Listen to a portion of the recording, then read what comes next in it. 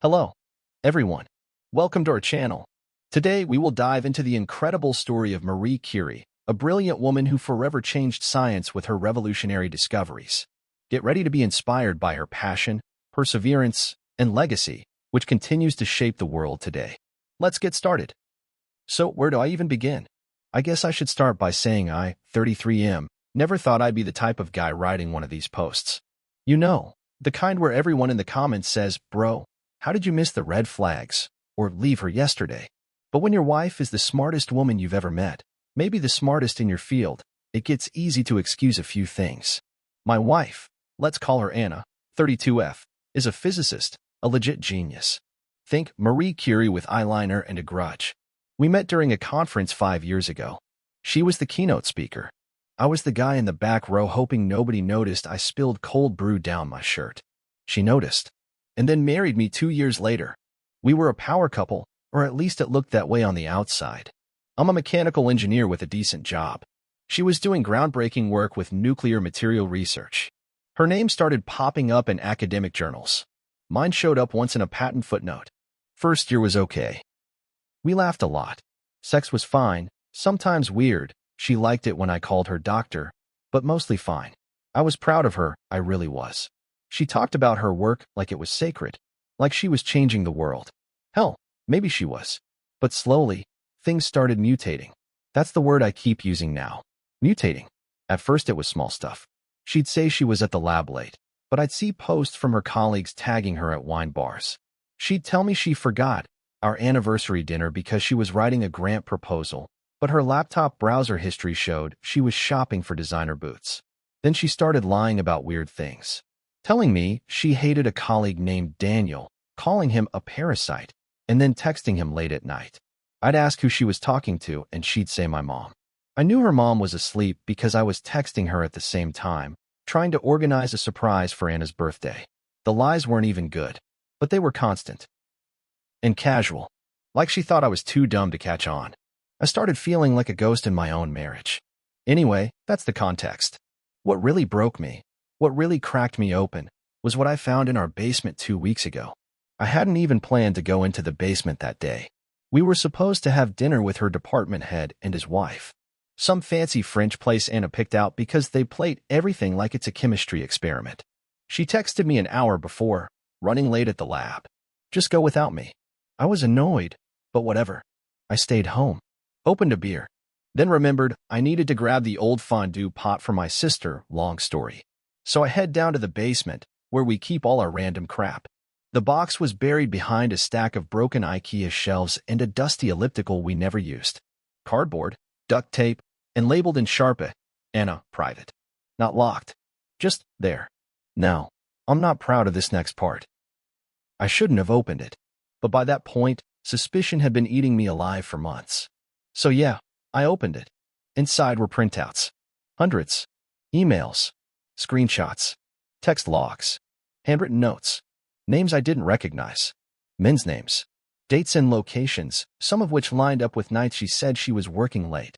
There was even a literal checklist. Seduced. Manipulated. Extracted.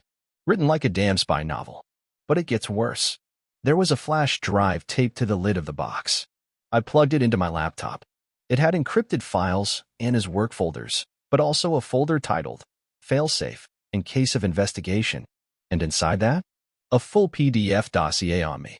My work, my friends, my passwords. Like she'd been watching me for years. Suddenly the scientist wife who always kept secrets because of NDAs felt more like someone who was preparing to burn her life down, and mine with it. My hands were shaking. I actually said out loud, "What the F *** K are you doing, Anna?" I stayed down there for over 2 hours, reading, trying to piece together how long this had been going on. Then I heard the door open upstairs.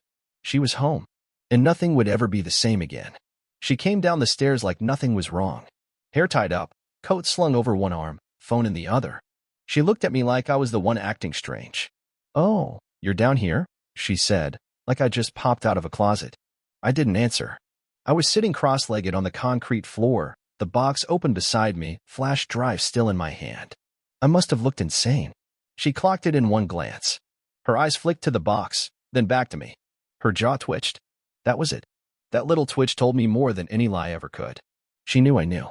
You went through my things, she said flatly. Not surprised. Not scared. Just cold. Are you serious right now? I snapped. I went through your things? That's what we're starting with. Privacy matters, even in marriage, she said. Especially when someone doesn't understand context. Context. She kept using that word later too, like it was a legal shield. Like there was a version of events where having a file on my personal life was reasonable. I asked her straight out, are you spying on me? She laughed. Like a full-body, dismissive laugh. Oh my God, you sound like Daniel. My stomach dropped. Daniel. The coworker she claimed to hate. The one she texted at night. So I asked the second big question. Are you sleeping with him? Her reply. I was. Past tense. He's pathetic now. That sentence has been on loop in my head ever since. No apology. No shame. Just a cold, blunt update, like she was reporting the weather. She sat on the bottom step and stared at me like I had the explaining to do. I'm doing important work, she said. You wouldn't understand. You build stuff. I manipulate systems. People are systems too. Let that one sink in. I manipulate systems. I didn't yell. I didn't throw anything. I just stood up, walked past her, and said, You're toxic, and I think you're actually dangerous. Her reply, without missing a beat, so was Marie Curie. Greatness isn't safe. That's when I realized she believed it. That she was some tragic, brilliant martyr whose actions were justified by the magnitude of her mind. I didn't sleep that night. I stayed on the couch, holding that flash drive like it was a live grenade. And I started making a plan. The next morning, she made me eggs like nothing had happened. Scrambled. With a side of mango slices and that smug little smile she always wore when she was pretending to be domestic. I stared at the plate like it was radioactive. And honestly, after the night I had, I wouldn't have been surprised if it was. I thought we could reset, she said, sitting down across from me in her robe. Talk like adults. Reset. Like she hadn't admitted to cheating, spying, and building a literal dossier on me like I was a case study. I didn't touch the food. I asked her one thing. What was the box for, Anna? The notes. The files. What was that? She sipped her coffee and said, like it was the most normal thing in the world, a personal experiment. I laughed, just a short, bitter burst. On me. She didn't answer. Just gave me that same blank look researchers give rats in mazes. It's not about you, she said finally. It's about human behavioral response to perceived betrayal. The deeper I pushed the illusion, the more predictable the reaction. That was the moment I realized I had married someone completely untethered from empathy. I pressed her. Who else was part of this? Was Daniel involved? Were the other men in the file's subjects or just disposable assets? She said, and I quote, Why are you so obsessed with the who? You should be asking why the design worked. Design. She kept using scientific language to describe a marriage. Our marriage. You didn't love me, I said. It came out cracked. She looked almost sorry. No, she said. I admired you. You were structurally sound. Structurally sound. Like I was a dam bridge she stress-tested for fun. After that, I told her I needed space. That I was going to stay at my brother's place for a few days. She didn't fight me on it. She just nodded, kissed me on the cheek, and said, Don't touch my research while you're gone. Which was exactly what I planned to do. I didn't go to my brother's. I said I would, even packed a bag and everything. But the second I got into my car, I drove straight to a friend of mine who works in cybersecurity. Let's call him Nate. Nate owed me.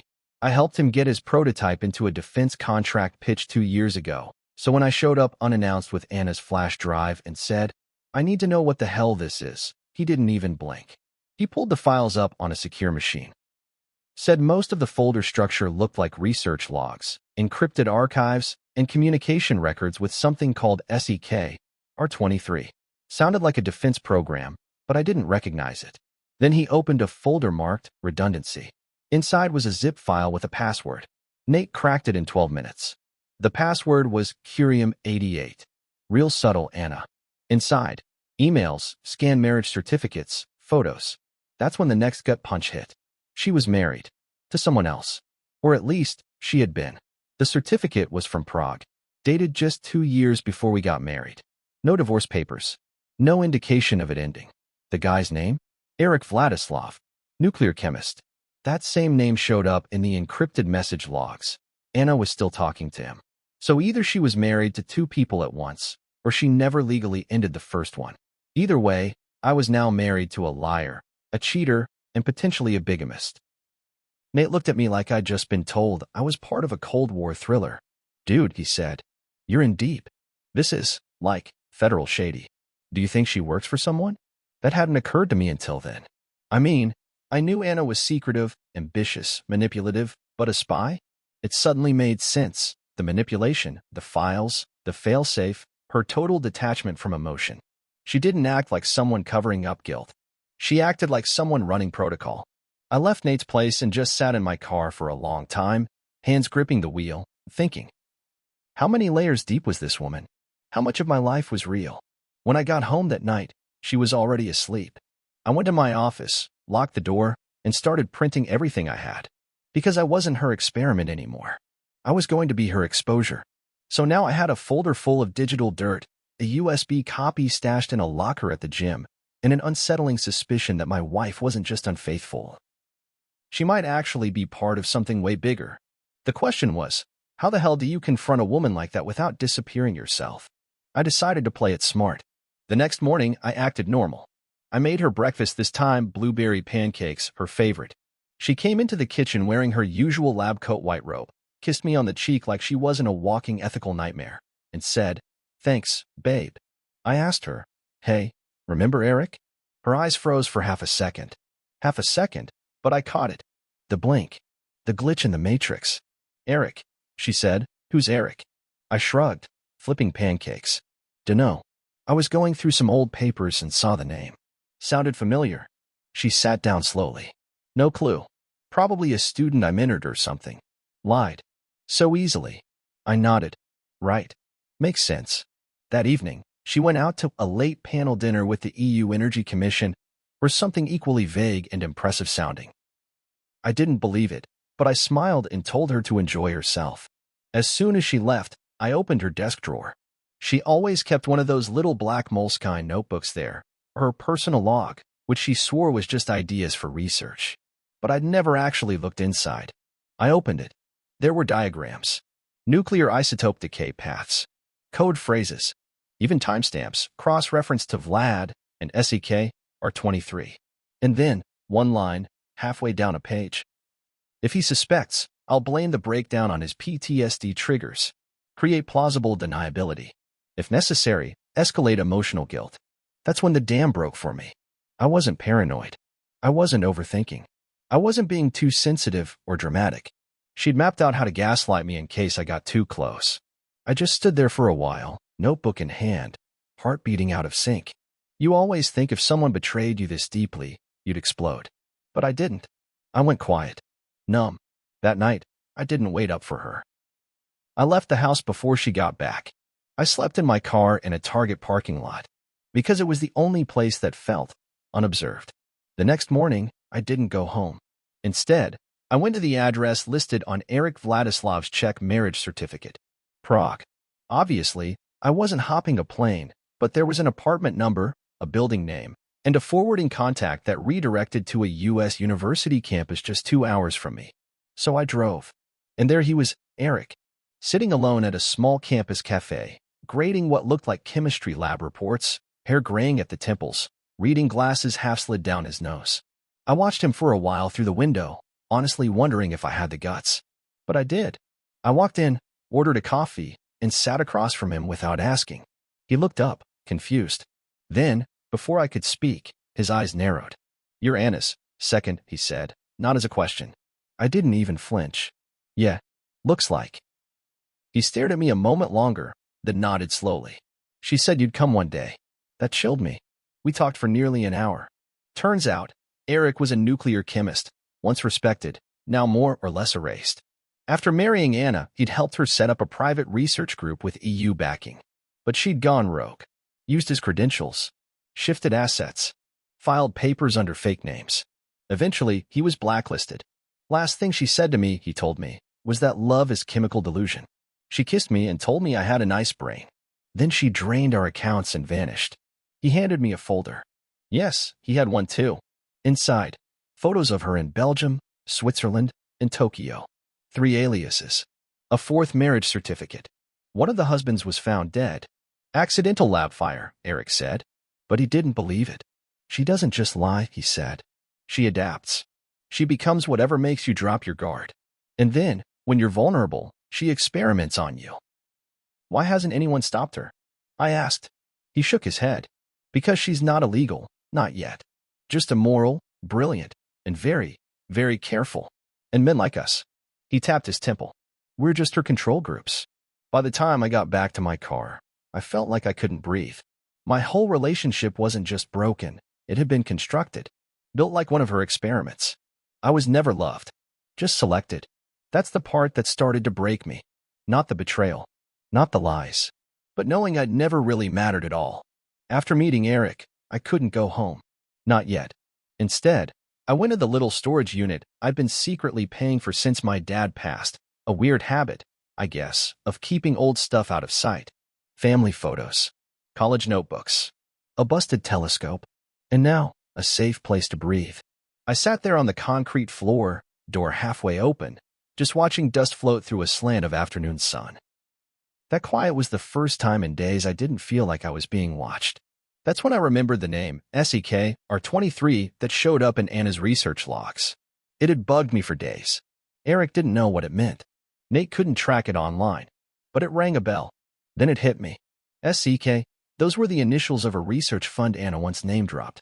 Science Ethics Commission, a small European think tank. And R23? That was her old nickname for me. R4, reliable. 23 because it was the number of dates it took before I said, I love you. SEK, R23 wasn't a project. It was me. She hadn't just studied me like a subject. She had named the file after me. The logs, the strategies, the manipulations. They were all categorized under my alias, and I hadn't even known it. Imagine thinking your wife had a cute nickname for you. Turns out it was just the label on your lab cage. I sat there for a long time. I read through every printed note I had, flipping pages like I was solving someone else's murder. But then I found something else. Tucked in the back of one of her older notebooks, there was a list. Short, just 3 names. R23, white heavy checkmark. E7, Latin cross. M11 question mark. The checkmark. The cross. The question mark. R23. Me. Confirmed, boxed, complete. E7. Eric. Dead to her, probably. M11? I didn't recognize the code. But if that list was what I thought it was, she had a new target. And for the first time in this nightmare, I realized something worse than being used. She wasn't done. I went home that night ready to lie. Not ready to forgive, not ready to confront, just ready to buy time. But Anna was already waiting. Lights dimmed. Her hair still wet from a shower. Candle flickering on the kitchen island like we were about to have a romantic dinner instead of a nuclear meltdown. She looked up from her phone with a slow smile. You've been busy. My stomach dropped. I didn't speak. She stood, walked over, and placed a small, glass vial in my hand. Empty. Labeled M11. No explanation. No hesitation. She just said, You're not the only one who keeps files. I froze. What is this? A warning, she said. You've been digging, meeting people, spreading papers like breadcrumbs. That's dangerous. She was so calm. Like she wasn't admitting to espionage, emotional terrorism, and possibly murder. I asked her, Who's M11? She didn't answer. Just tilted her head, smiling a little. You know, for a while I really did think you were the one. R23 passed more tests than any of the others. Tests? I said. She moved past me, brushing her fingers over my chest. Resilience. Loyalty. Cognitive pliability. I even tracked your cortisol levels in arguments. Do you remember the time I accidentally left the oven on and blamed you? That gave me a week's worth of data. I took a step back. My hands were shaking. You're insane. She paused in the hallway, looked over her shoulder. I'm thorough. And then, just like that, she left. No bags, no explanation, no keys left on the counter. Gone. I didn't sleep that night.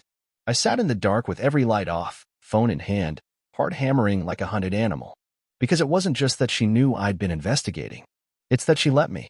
Like she was watching to see what I'd do next. And the scariest part? I still didn't know if I was a failed experiment. Or if I had just passed the final phase. After she left, I tried to act like a normal person again. I went to work. answered emails, made small talk about weather and baseball with coworkers who had no idea I was unraveling faster than a strand of uranium under pressure. But every time I closed my eyes, I saw that vial, M11. That label haunted me. If I was R23 and Eric was E7, then who the hell was M11? I dug. Old calendars, text messages, photos backed up to a drive I hadn't touched since 2019. And then I found him. Marcus. A PhD student Anna briefly mentored for a few months. She called him a brilliant burnout, someone she was trying to save. I remember we argued about him once. She wanted to let him stay in our guest room for a week while his apartment got fumigated. I said no. She called me controlling and cold. Said I didn't understand people in distress. That I was always too suspicious. Now I realized that whole fight wasn't about Marcus. It was a test. She wanted to see if I'd notice. And when I passed, by saying no, by pushing back, she filed me away. R23, resilient, loyal, watchful. But Marcus? Marcus had vanished. No thesis submitted. No online trace. His academic profile on the university site had been deleted. I even called a buddy who works in administration. He said Marcus withdrew midterm. No forwarding address. No digital footprint. Just gone. I started having dreams. Weird ones. Anna, in a white lab coat, with a clipboard, asking me how I felt while someone screamed behind a glass wall. Sometimes, I was the one behind the glass. I knew I had to talk to someone. But who? My friends thought I was just processing a bad breakup. My sister thought I was depressed. Even Nate, the guy who helped me uncover everything, was starting to get nervous. This is sounding unprovable, he said one night over drinks. I laughed. Too hard. Because that's exactly what Anna wanted. No evidence. No bruises. No trace. Just me. Looking paranoid. Sounding crazy. And her? She'd already moved on to M11, or maybe M12 by now. I started writing. Not for anyone else. Just me. In a battered notebook that had seen better days. Here's a snippet from one of those nights. Today, I realized I'm not just the husband. I'm the subject of an ongoing experiment. And the worst part? I don't know if I'm failing or if this is some sick kind of success. She smiled at me this morning like I was the love of her life, but I know better now. Every word, every touch was a calculated move. And I fell for it all. I was the fool who thought love was real. Writing helped. A little. But the words didn't stop the isolation. Anna was gone. Eric was a ghost in my past. And Marcus, whoever he was, disappeared like a specter. I felt like a man hollowed out. Some nights, I caught myself staring at my own reflection, wondering who I'd become. Not the man who married a genius, but the man she needed me to be. After months of confusion and sleepless nights, I realized something had to change. I couldn't keep living in the shadow of Anna's lies. So I did the hardest thing. I cut contact. No calls. No messages. No visits. At first, it felt like ripping out a part of myself. I kept waiting for her to call, to explain, to say she made a mistake. But she never did. Instead, I focused on the little things, work, friends, and even started running again, something I'd given up during the worst of it. It wasn't easy. Every time I saw a news story about a scientific breakthrough, my mind flashed to Anna, that brilliant, ruthless woman who changed science forever, but at the cost of every relationship she touched. Still, I slowly began to understand that my worth wasn't tied to her approval or to being her experiment. I was more than a label, more than a code. I was just a guy who got played and survived. Months later, out of nowhere, Anna called. Her voice was smooth, like she was used to sliding in and out of lies without leaving scars. I almost hung up, but something made me say yes. We met at a quiet coffee shop, not too public, not too private. She looked exactly the same. Sharp eyes, that faint smirk that used to drive me crazy. I hear you've been digging, she said casually. I didn't want to be angry anymore. I wanted answers. Why? Why me? Why treat our marriage like a lab project? She shrugged, like it was the simplest thing in the world. Because science is about discovery. Sometimes, you have to break things to learn something new. You were never the victim, you were the variable. I shook my head. You hurt people. People who trusted you. Her eyes flickered for a moment. Pain is part of the process. I stood up, feeling lighter than I had in years. You're not the genius I thought you were. You're just someone who never learned how to love. She smiled that cruel smile again, and before I walked away, she said, maybe But remember this, I changed the world. And you? You were just a footnote. Walking away from Anna that day felt like shedding a second skin, heavy, suffocating, but necessary. I spent a lot of time thinking about what happened, how someone so brilliant could be so cruel, how I mistook manipulation for love, and most of all, how I lost myself trying to be the man she wanted. But here's what I learned. Trust your instincts. If something feels off, don't ignore it. Love isn't control. Real love lets you be you, not an experiment. You can survive betrayal. It'll hurt like hell, but it doesn't define you. Self-worth isn't about validation from others. It starts with you. If you're in a relationship where you feel like a subject, not a partner, it's okay to step back. It's okay to choose yourself. Because at the end of the day, the person you need to love most is you. It's been over a year since I walked away from Anna and everything she represented. Life isn't perfect. There are still scars, some days the memories hit hard, and I catch myself questioning if I'm broken beyond repair. But then I remember the moments of clarity. The runs at dawn, the laughter with friends who stayed, the small victories of rebuilding trust in myself. I don't hate Anna anymore. I pity her, someone so consumed by control she lost the very thing that makes life worth living, genuine connection. If you're reading this and feel trapped in a similar situation, please believe me when I say, you are not alone. You are not crazy. And you deserve love that doesn't come with strings or tests. I'm sharing my story here not because I want sympathy, but because I want you to know it's possible to come out the other side, to heal, to grow, to find peace. Thanks for reading.